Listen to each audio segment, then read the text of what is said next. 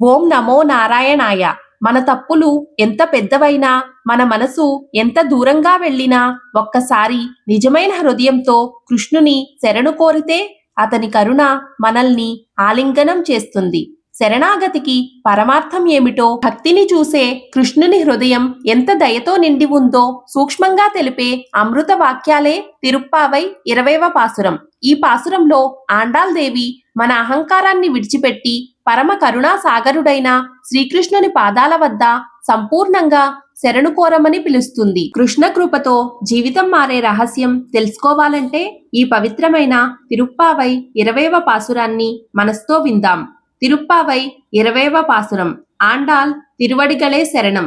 முப்பத்து மூவரமரர்க்கும் முன் சென்று கப்பம் தவிர்க்கும் கலியே துயிலெழாய் செப்பமுடையாய் திரளுடையாய் செற்றார்க்கு வெப்பம் கொடுக்கும் விமலா துயிலெழாய் செப்பன்ன மென்முலை செவ்வாய் சிறுமருங்குல் நப்பின்னை நங்காய் திருவே துயிலெழாய் உக்கமும் தட்டொளியும் தந்துன் மணாளனை ఇప్పోదే ఎమ్మై నీరాట్టేలోరెంబావాయ్.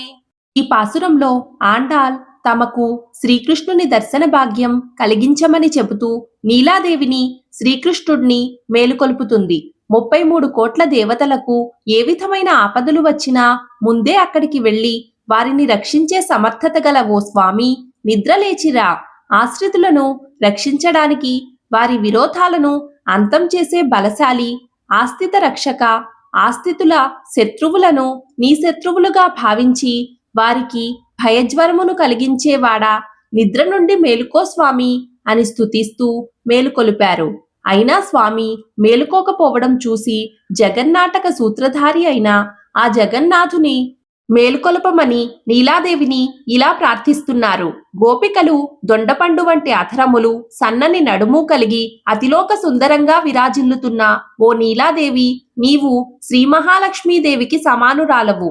కరుణించి నీవైనా మేల్కొనవమ్మా.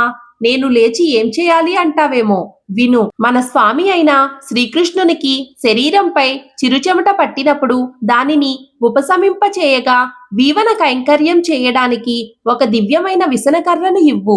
ప్రబోధ సమయంలో స్వామి ముఖపద్మము చూసుకోవడానికి ఒక దివ్యమణులతో కూడిన అద్దమునివ్వు.